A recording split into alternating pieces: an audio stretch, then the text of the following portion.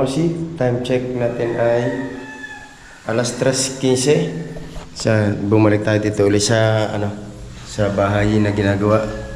So ayan na, may tiles na. Isa na lang, hindi lang gagawin. Tapos dito, ayan, kapag flooring na rin sila.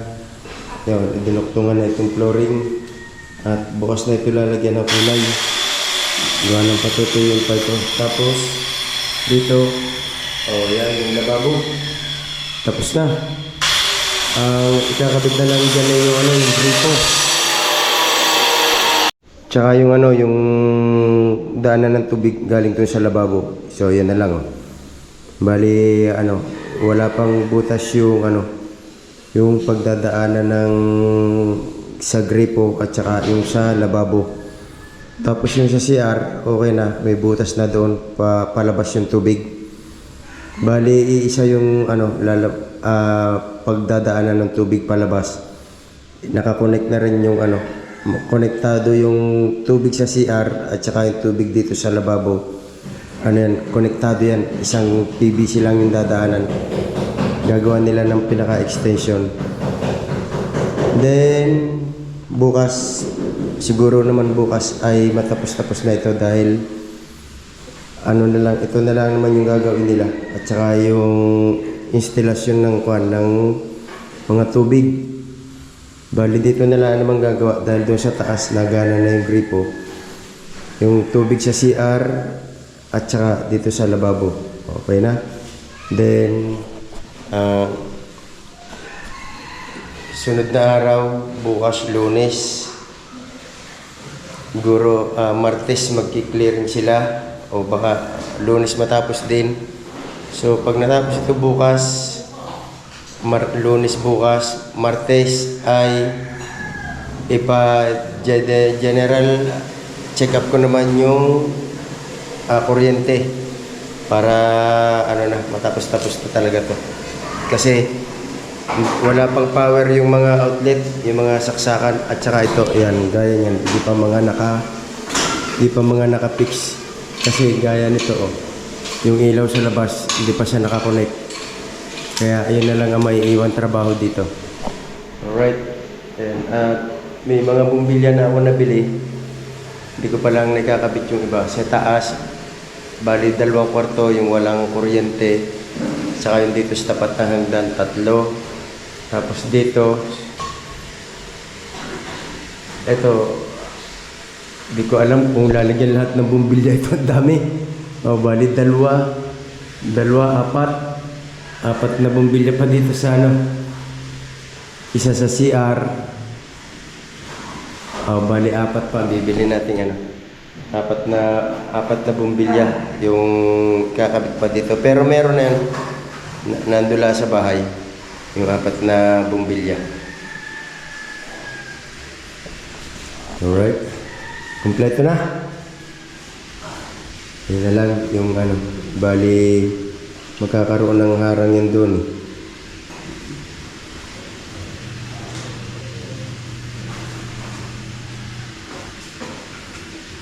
Yan, ayos na. Nililinis na lang yung tile sa CR.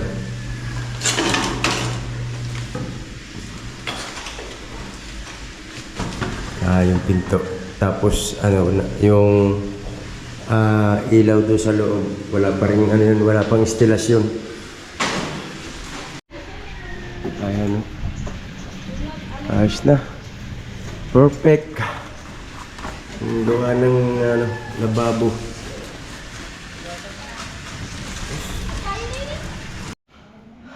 Right. Sa green.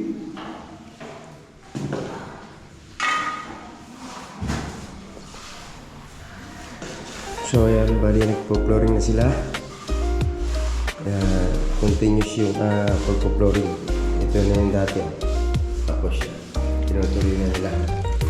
Dahil yun na lang ang gagawin dito. Tingnan nyo. Okay na yung lababo. Saka yung CR. Yan, pinto na lang kulang. Kaya nga flooring na lang yung gagawin nila dito. tulungan nila yan.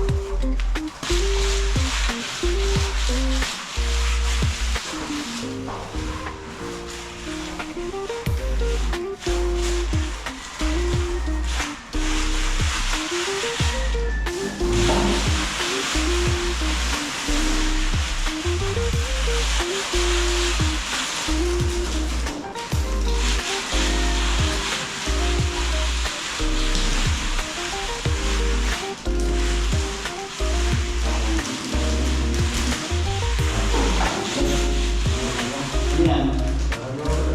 Dito yan. Wala ka. Puro yun. Puro yun. Wala ka. Isimit daw. Ha? Isimit mo lang. Sinunod ka konti lang. Ang dati? Wow.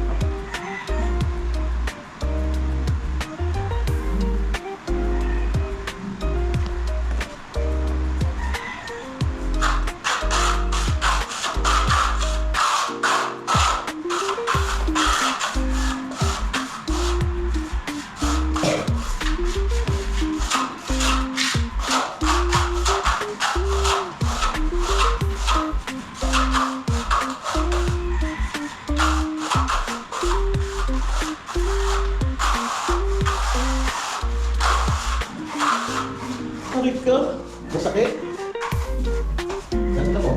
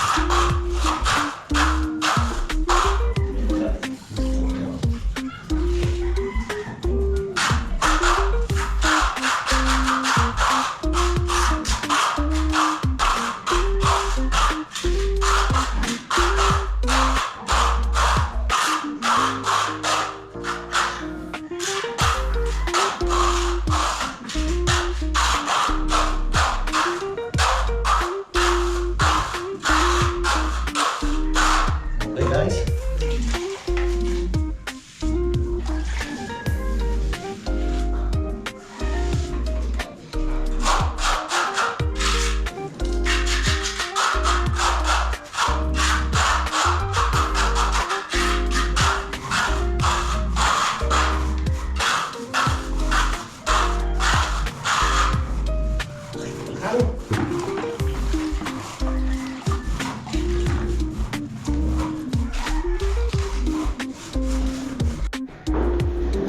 Alright, yan mga kosi.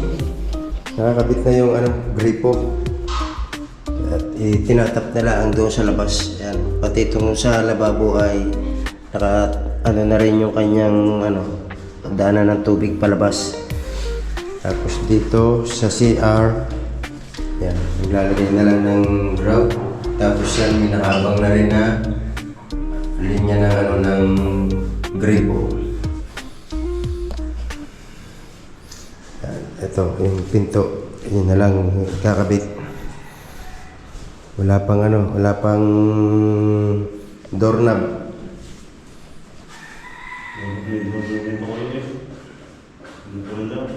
Ha?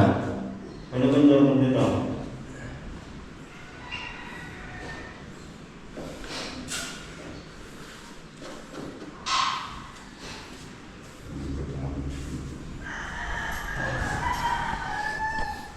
So ayan, dito sa labas ay nag-i-instalasyon na ng PVC para sa gripo. Ayan.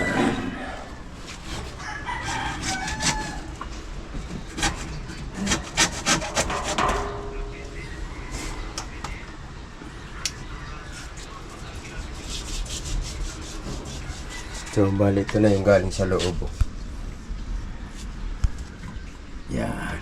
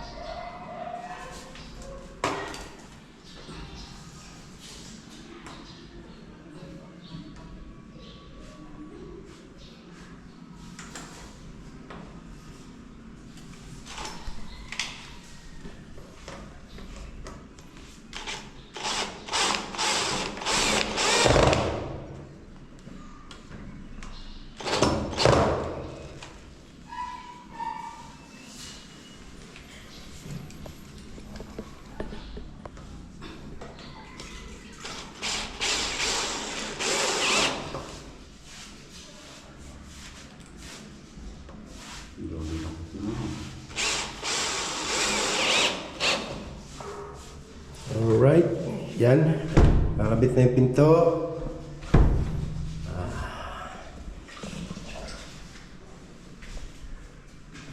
Ito na lang. Yun na lang ang ginagawa. Yun na lang linya ng tubig sa labas. Tapos yan. Ano na lang sila. Tapal-tapal na lang yung mga pinagbutasan na yan. Yeah. Alright.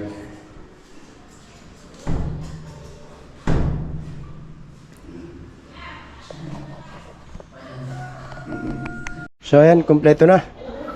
May gripo na rin dito sa labas kasi nga ito ay gagawing labahan. At pagka nagka-budget, ito naman ang pupluringan. Sasabay na ito hanggang diyan. Ayan, simula doon, ito paikot. Ayan, pupluringan yan para maging ito labahan. Tapos ito, kung ano, lalagyan din yan ng bubong diyan para kahit na ulan at saka para safe yung makina noong pressure tank. Alright.